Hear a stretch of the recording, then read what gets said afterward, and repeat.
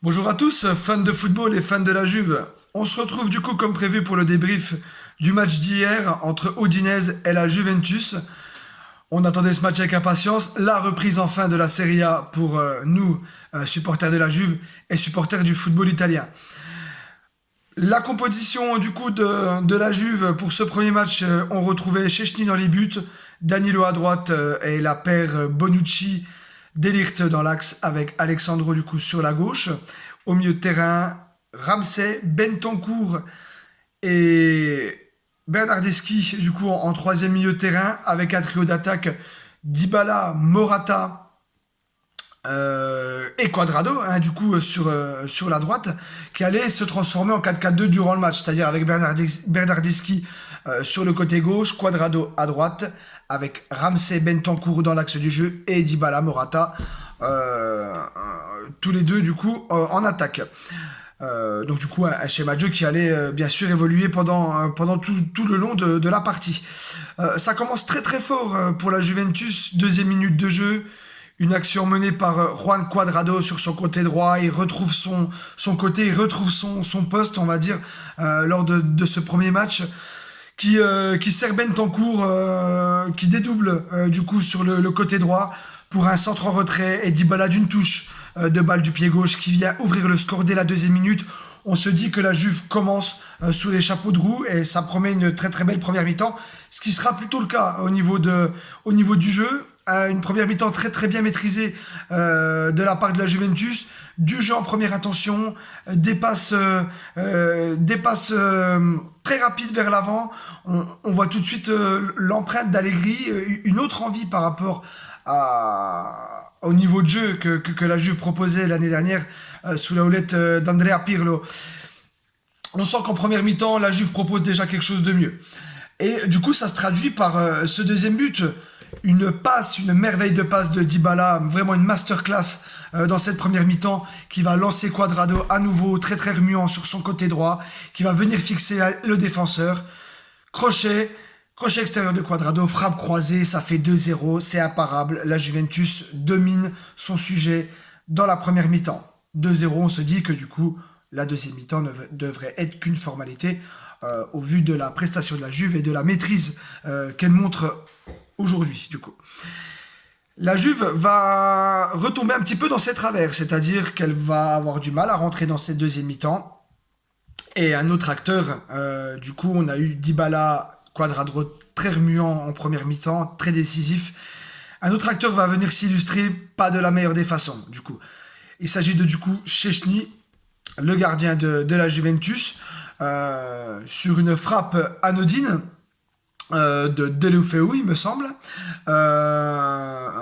ou de Pereira. Excusez-moi, j'ai un trou de mémoire par rapport à ça. Une frappe anodine, relâchée par Szczęsny, qui met du temps à se relever, qui vient faucher l'attaquant d'Udinese. Penalty pour Udinese. Roberto Pereira, un ancien de la Juventus, a l'occasion de ramener la marque à 2-1. Il ne se fait pas prier. Et ça fait 2-1 du coup pour la Juventus, toujours qui compte un but d'écart à ce moment-là du match.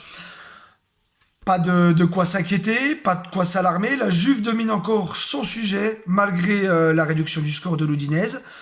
Les minutes passent. On se dit que la Juve est assez costaud pour pouvoir tenir ce résultat.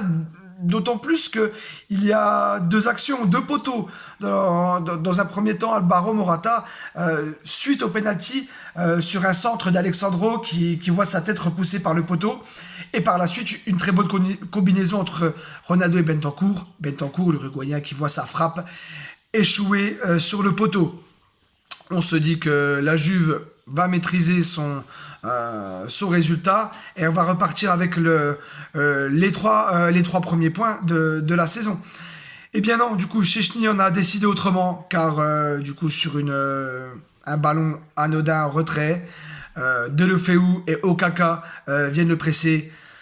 Et là, Szczęsny essaie de crocheter un premier et un deuxième attaquant.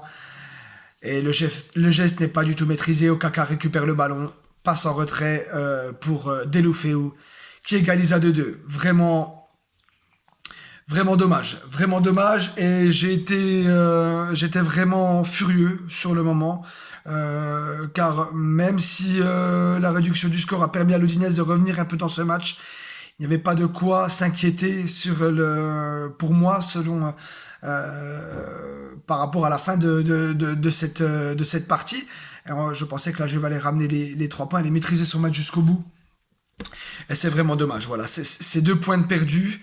C'est 2 points de perdus, 2 points importants perdus du coup dès le premier match comme ça, alors que les gros, on a pu le voir du coup au niveau de l'Inter de Milan, du Napoli, la Roma, l'Atalanta, etc. Toutes ces équipes-là ont gagné leur premier match hier, du coup. Donc c'était vraiment important de gagner aussi. On avait l'occasion de le faire. C'est vraiment rageant, c'est vraiment rageant. Je ne mets pas la faute sur Szczęsny, quand même un peu coutumier du fait par rapport à sa saison assez médiocre l'année dernière. Et là, du coup, il ne montre pas beaucoup d'assurance dans les buts, avec quelques erreurs en plus de ça, tout au long du match. Voilà, c'est vraiment inquiétant pour lui. J'espère qu'il se reprendra pour le bien de la Juventus et pour le bien de Szczęsny qu'on aimait bien, qu'on aime toujours jusqu'à là. Après, voilà, il faut le soutenir, il faut pas l'enterrer. Mais bon, c'est quand même dommage.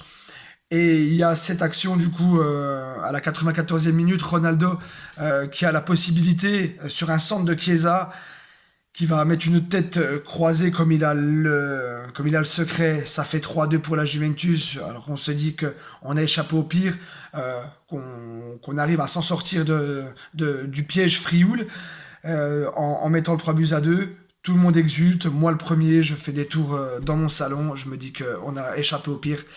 Et la VAR intervient du coup pour un hors-jeu de quelques millimètres au niveau de l'épaule apparemment. C'est encore très brouillon au niveau du ralenti, alors apparemment la règle veut que les hors-jeux, que du coup les membres supérieurs, c'est-à-dire la main, jusqu'au coude, voire la partie supérieure du bras ne compte plus dans les situations de hors-jeu. C'est exactement le cas sur le but de Ronaldo, c'est-à-dire à moins de lui siffler pour quelques millimètres l'épaule hors jeu. Je vois pas comment on peut refuser ce but. Bien sûr, c'est mon simple avis de supporter de la Juve, peut-être pas objectif selon vous, hein, du coup, mais en tout cas, c'est ma façon de voir les choses. Et pour avoir échangé avec d'autres personnes qui ne sont pas forcément tifosi de la Juventus, étaient pour le coup assez d'accord avec moi.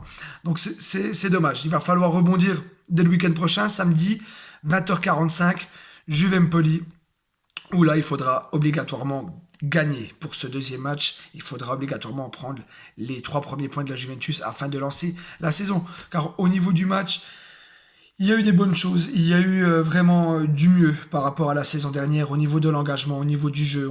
On sentait que les joueurs avaient envie de produire vraiment quelque chose de beau à voir. Et il faut pas tout jeter non plus, les jambes sont lourdes, la préparation est encore en cours du côté des équipes italiennes, en général d'ailleurs, pas que la Juventus.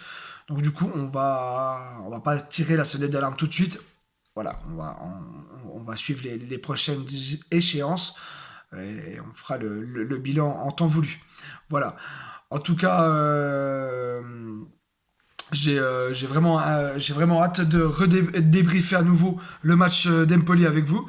Je vous remercie encore une fois pour les messages de soutien.